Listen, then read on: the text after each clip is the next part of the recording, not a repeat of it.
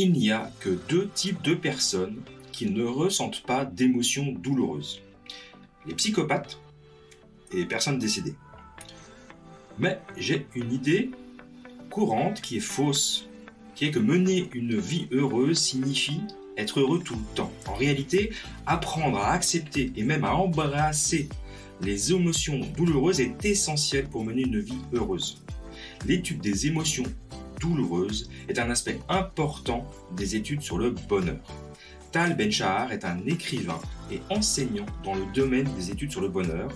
Né dans les années 70, c'est un enseignant écrivain américano-israélien spécialisé dans le domaine de la psychologie positive et du leadership. On va parler dans cet épisode de son livre L'apprentissage du bonheur, principes, préceptes et rituels pour être heureux, et des concepts simples mais puissants qui sont exposés. Je m'appelle Christophe Rousseau, ingénieur, physicien, artiste, coach et apprenti de druide, et je serai ton guide dans cette aventure passionnante. Alors si tu cherches à aligner ta spiritualité à ta rationalité, à libérer ton potentiel caché et devenir le leader de ta vie, tu es au bon endroit. Avec ce petit livre, L'apprentissage du bonheur, on s'offre une synthèse du cours le plus populaire d'Harvard pour moins de 10 €. Clair, pragmatique, les propos de Tal Ben-Shahar offrent une méthode simple pour reconsidérer les priorités de sa vie et profiter tous les jours de bonheur simple que nous avons souvent oublié d'observer. Au-delà, ce livre propose une philosophie du bonheur parfois proche de celle des épicuriens et très moderne, et c'est ce qui me plaît. Alors commençons par rapport à un premier concept hyper important. L'antifragilité. Alors qu'est-ce que c'est que l'antifragilité ? Nassim Taleb a introduit ce concept d'antifragilité. C'est toujours un écrivain libanais né dans les années 60, statisticien et essayiste spécialisé en épistémologie des probabilités et un praticien en mathématiques financières. Il est actuellement professeur d'ingénierie du risque à l'Institut Polytechnique de l'Université de New York. Et voilà ce qu'il dit. Essentiellement, l'antifragilité, c'est la résilience 2.0. La résilience 1.0 fait référence à un système qui revient à sa forme originale après l'application d'une pression, puis sa levée. L'antifragilité va plus loin. Lorsque la pression est appliquée à un système antifragile, il devient plus grand et plus fort. Les systèmes antifragiles sont tout autour de nous, comme notre système musculaire, qui devient aussi plus fort lorsque on soulève des poids. Sur le plan psychologique, on appelle ça une croissance post-traumatique, alors que le trouble de stress post-traumatique implique une dégradation. Le CPT implique de devenir plus fort à la suite d'un stress. La science du bonheur nous enseigne quelles conditions nous pouvons mettre en place pour augmenter la probabilité de croître face à l'adversité. Mais il y a un paradoxe qui se pose lors de la poursuite du bonheur. Poursuivre directement le bonheur peut causer plus de mal que de bien. Les recherches d'Iris Moss et d'autres montrent que les personnes qui disent vouloir poursuivre le bonheur sont en réalité moins heureuses et plus susceptibles de souffrir de dépression. La façon de résoudre ce paradoxe est de poursuivre le bonheur indirectement, comme regarder la lumière du soleil à travers les couleurs de l'arc-en-ciel.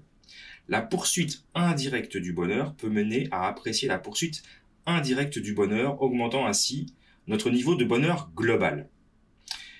Et pour ça, Tal Ben-Shahar, il a développé un modèle qu'il appelle le modèle SPIR. Alors SPIR, c'est un acronyme qui signifie bien-être spirituel, physique, intellectuel, relationnel et émotionnel. Diviser le bonheur en ces éléments peut déclencher le système antifragile. Le bonheur est plus que le plaisir, il est le bien-être complet. Le modèle SPIR du bonheur est constitué des 5 éléments. On va détailler. Le bien-être spirituel, le S. Cette dimension concerne notre sens du but, de la signification, de la connexion à quelque chose de plus grand que nous-mêmes. Elle implique de cultiver une spiritualité ou de s'engager dans des activités en accord avec nos valeurs et nos croyances. Ben Shahar encourage les lecteurs à explorer leur propre spiritualité, que cela soit à travers la religion, la méditation, la connexion avec la nature ou d'autres pratiques personnelles. Il met en avant l'importance de trouver un sens et une signification dans la vie pour cultiver le bonheur spirituel. La deuxième lettre de Spire, c'est P, c'est le bien-être physique. Cette dimension met l'accent sur l'idée de prendre soin de notre santé physique, de notre corps, grâce à de l'exercice régulier, une nutrition adéquate, un sommeil suffisant et d'autres pratiques d'auto-soin. Elle reconnaît l'importante connexion entre notre santé physique et mentale. Ben Shahar souligne l'importance d'une bonne santé physique pour notre bien-être global. Et il propose des conseils sur l'alimentation équilibrée, l'exercice régulier, le sommeil suffisant et d'autres pratiques de santé qui peuvent contribuer à améliorer notre bien-être physique et notre bonheur. Je te donnerai des exemples concrets plus tard, dans la suite. La troisième lettre, le I, du bien-être intellectuel. Donc cette partie-là, elle met l'accent sur l'apprentissage continu, la croissance et la stimulation intellectuelle. Elle implique de s'engager dans des activités qui stimulent notre esprit, élargissent nos connaissances et encouragent la curiosité et la créativité. Donc l'auteur, lui, il encourage le développement intellectuel en encourageant ce que je viens de dire, hein, la curiosité, l'apprentissage continu, la recherche de nouvelles expériences intellectuelles. Et c'est important de se fixer des objectifs, de se mettre des défis intellectuels et de cultiver un état d'esprit de croissance pour cultiver ce bonheur intellectuel. Ensuite, on a le R du modèle Spire qui est le bien-être relationnel. Dans cette dimension, on met en évidence des relations saines et des connexions sociales dans nos vies. Elle implique de nourrir des relations significatives, de cultiver des relations positives et de développer des raisons de soutien social. L'auteur, Ben Shahar, souligne l'importance des relations sociales positives dans notre bien-être global.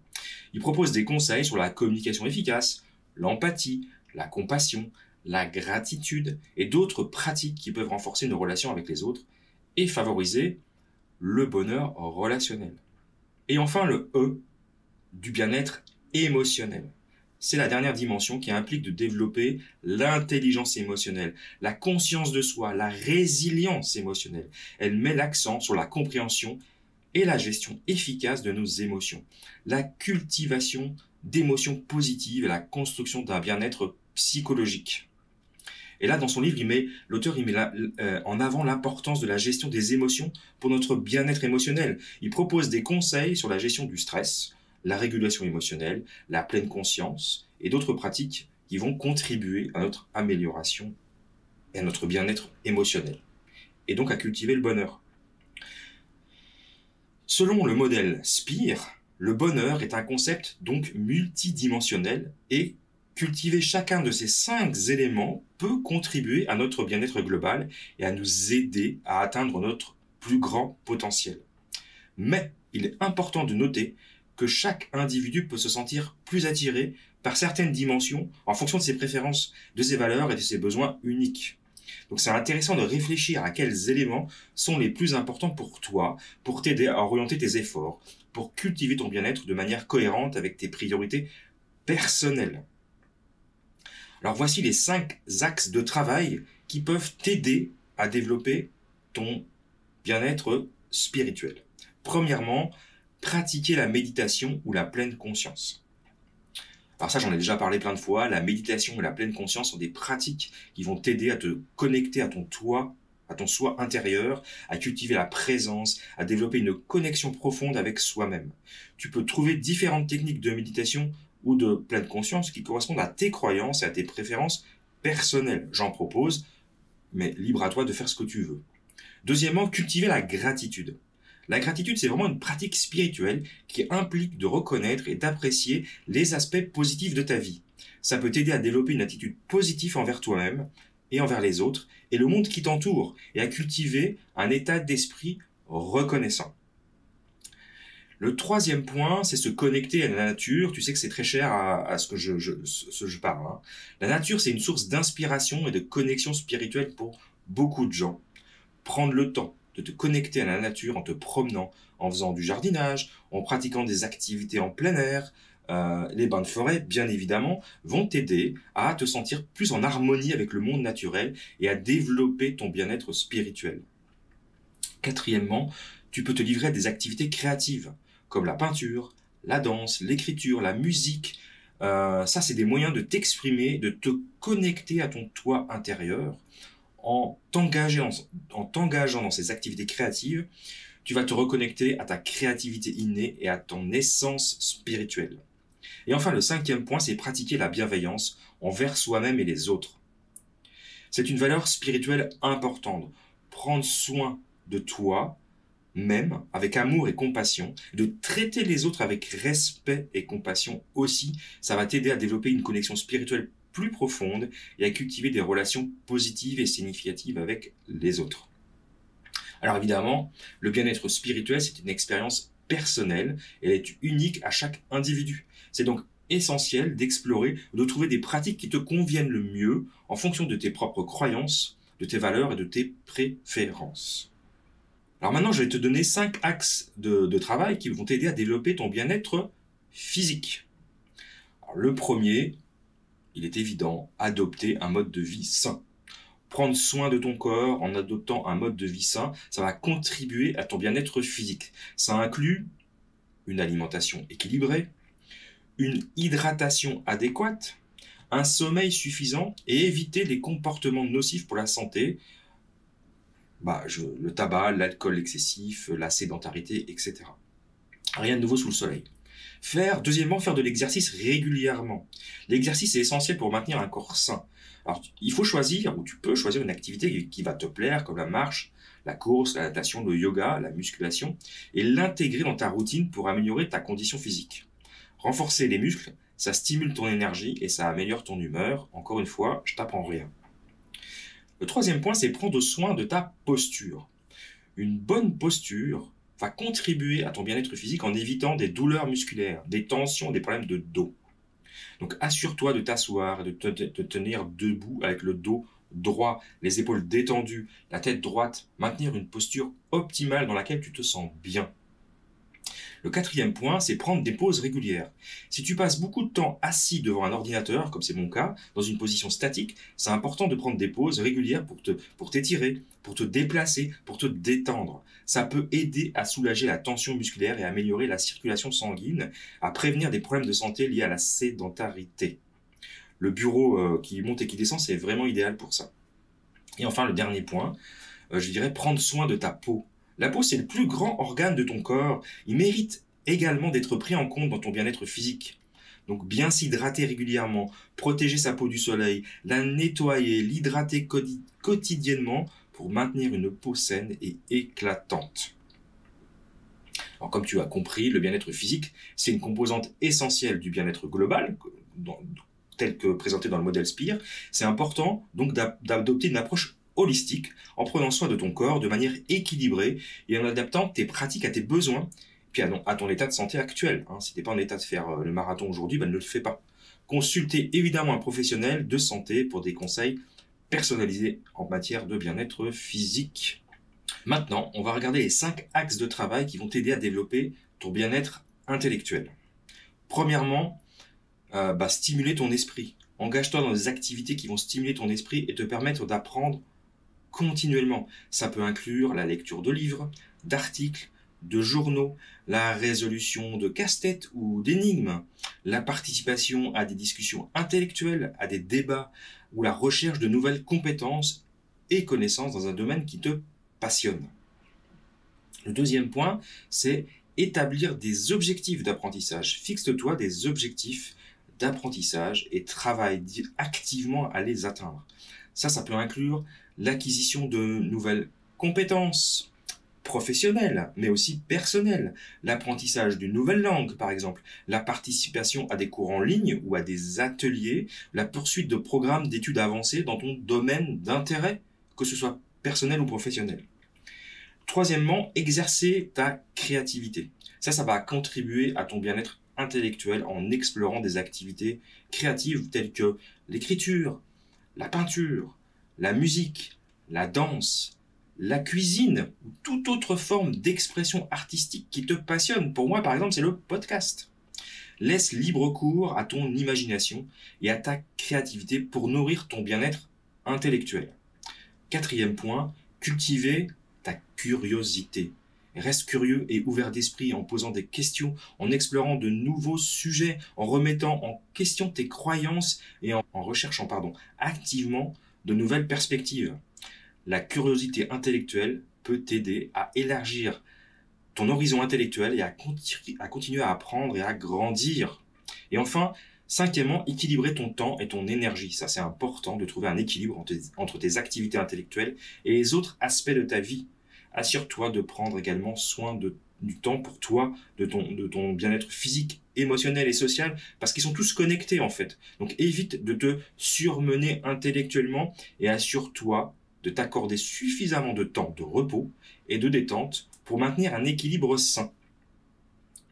Donc comme tu l'as vu, le bien-être intellectuel, c'est un processus évidemment individuel qui va varier d'une personne à l'autre. Il est donc normal de faire face à des défis intellectuels de temps en temps.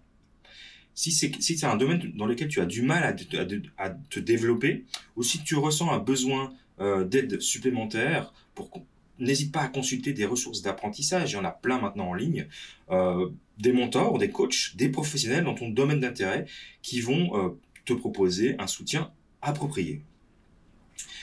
Enfin, les 5 axes de travail qui vont aider à développer ton bien-être relationnel. Le premier truc que tu peux faire, c'est cultiver des relations positives. Investis du temps et de l'énergie dans des relations avec les autres, mais des belles relations. Établis des relations positives basées sur la confiance, la communication ouverte, l'acceptation mutuelle. Développe des relations significatives avec des amis, des membres de ta famille, des collègues ou les personnes qui t'entourent finalement. C'est à toi de choisir. Deuxièmement, pratique l'écoute active. Développer ta compétence en écoute active en accordant une véritable attention à ce que les autres disent sans jugement. Pose des questions pour clarifier leur point de vue. Montre de l'empathie pour comprendre leurs émotions et leurs perspectives. Écouter activement peut renforcer les relations et favoriser une communication claire et authentique. Troisième point, établir des limites saines. Apprendre à établir des limites saines dans tes relations pour protéger ton bien-être émotionnel et préserver tes propres besoins et valeurs. Ça va inclure la communication de tes besoins, de tes limites de manière assertive. Dire non lorsque tu en as besoin et prendre soin de toi tout en respectant les autres. Quatrième point, cultiver l'empathie et la compassion. Développe ta capacité à te mettre à la place des autres, à comprendre leurs émotions et leurs expériences. Pratique la compassion envers toi-même et envers les autres, en reconnaissant et acceptant les imperfections et les défauts de chacun. Cultive l'empathie et la compassion, ça va favoriser tes relations positives et renforcer tes liens avec les autres. Et enfin, cinquième point, investis dans des activités sociales significatives. Participe à des activités sociales importantes, significatives pour toi, qui vont te permettre de te connecter avec les autres à un niveau plus profond. Ça peut inclure des activités de groupe, des projets collaboratifs, des activités caritatives, du bénévolat ou la participation à des communautés ou à des groupes partageant les mêmes centres d'intérêt. Passe du temps de qualité avec les autres pour renforcer tes relations et contribuer à ton bien-être relationnel.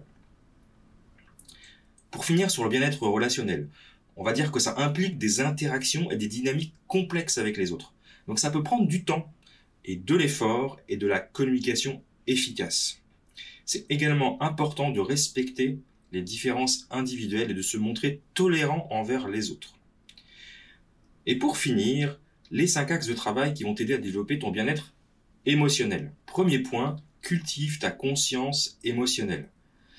Prendre conscience de tes émotions, les reconnaître, les accepter, les exprimer de manière appropriée, c'est super important pour développer ton bien-être émotionnel.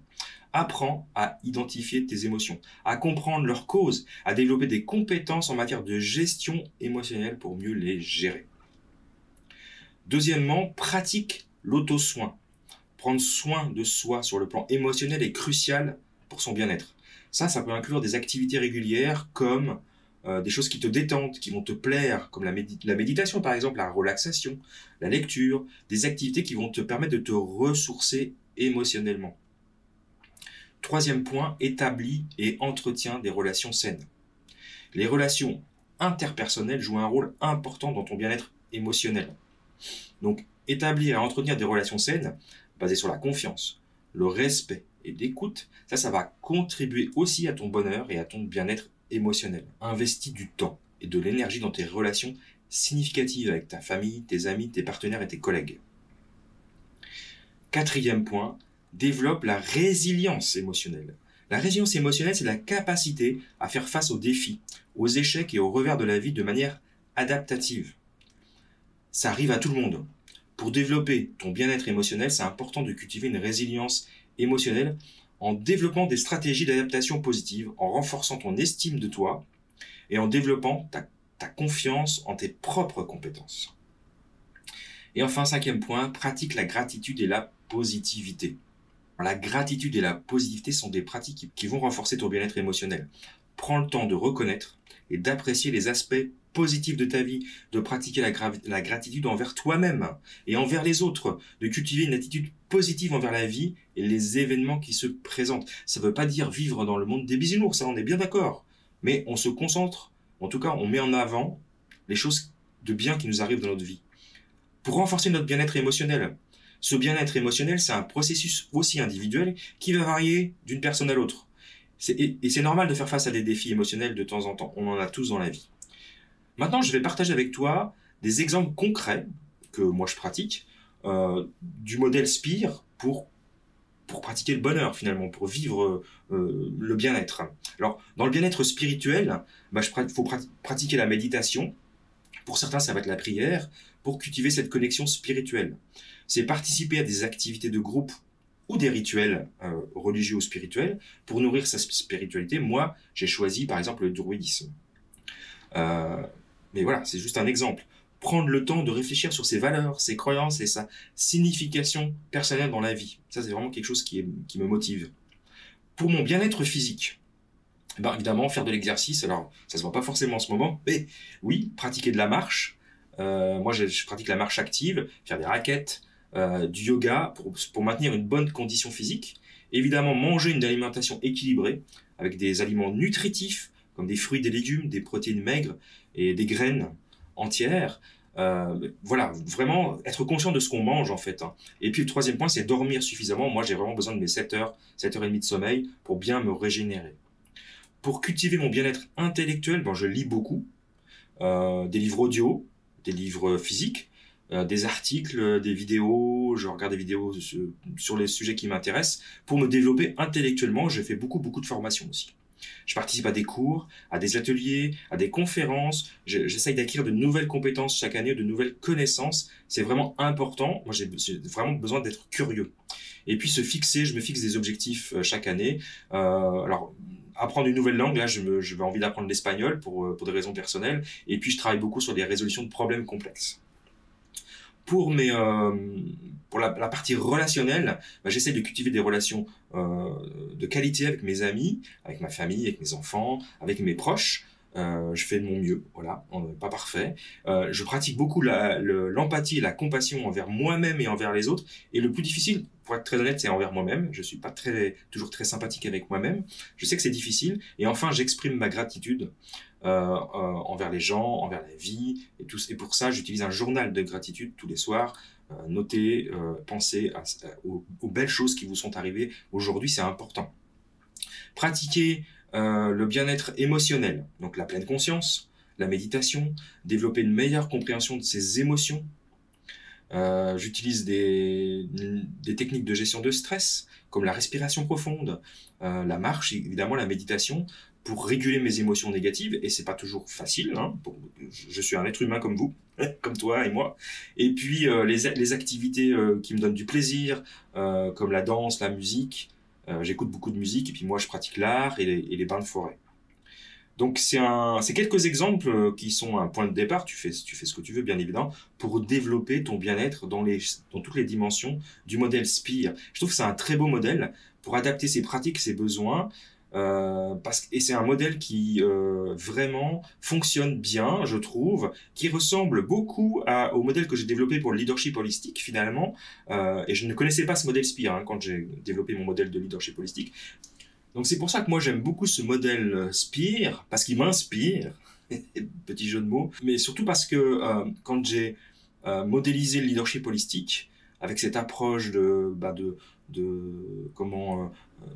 recherche du bonheur et d'épanouissement, au départ c'était professionnel, mais évidemment personnel, il y avait une approche spirituelle, une approche de bien-être physique aussi, intellectuelle, relationnelle et émotionnelle. Donc ça a vraiment, ça ressemble énormément à ce que j'ai voulu faire, et j'ai trouvé ça super intéressant quand j'ai lu ce livre. J'étais vraiment, j'ai eu des aha moments tout le temps, parce que j'ai dit mais nom d'un chien, c'est vraiment ce que moi j'ai imaginé, alors que je ne connaissais pas du tout cet auteur et ce livre et ce modèle SPIR. Donc c'est un très beau modèle.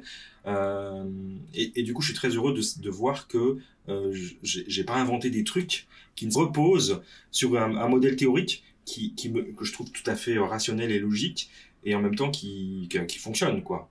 J'aime bien l'idée de dire le bonheur, c'est pas être heureux tous les jours, tout le temps, toutes les 5 minutes. Il y a des moments où on n'est pas content, on n'est pas heureux, on n'a pas des émotions positives, donc ça, je trouve que c'est très important. Et puis, je trouve que c'est très important que de travailler sur ces 5 axes de manière indirecte. On va travailler directement sur notre bonheur personnel, en fait, et puis des gens qui nous entourent. Et moi, c'est ce que j'essaye de transmettre dans cette communauté, dans ce podcast, dans toutes les formations que j'organise, et les ateliers, et les livres que j'écris. Donc, je trouve vraiment que, voilà, je pense que vous allez réentendre parler de ce modèle SPIR très souvent, parce que finalement, c'est vraiment le modèle du leadership holistique, et qui se rejoignent vraiment en tout point. Alors, pour conclure, je dirais que le bonheur, c'est un voyage de toute une vie. Il réside sur c'est un truc continu. Il est important d'avoir des attentes réalistes quant à ce qu'il est possible. Bien que les choses ne vont pas se passer de manière nécessairement heureuse tout le temps, pour le mieux, on peut apprendre à faire face de notre mieux aux choses qui nous arrivent. Dans l'ensemble, les 5 clés du bonheur de Tal Ben-Shahar offrent une approche holistique du bonheur en mettant en avant l'importance de cultiver divers aspects de notre vie, y compris notre spiritualité, notre santé physique, notre développement intellectuel, nos relations sociales et notre gestion émotionnelle. Les conseils pratiques et les exemples concrets présentés dans ce livre peuvent aider les lecteurs à intégrer ces clés du bonheur dans leur vie quotidienne pour améliorer leur bien-être global. Donc je te recommande évidemment ce livre. Je vais mettre le lien dans le descriptif de cet épisode. Je te recommande, c'est un livre très facile à lire si tu as envie d'aller plus loin avec cet enseignement, et évidemment l'enseignement que moi je prodigue dans le leadership holistique, puisque on est clairement sur les mêmes thématiques et le même modèle.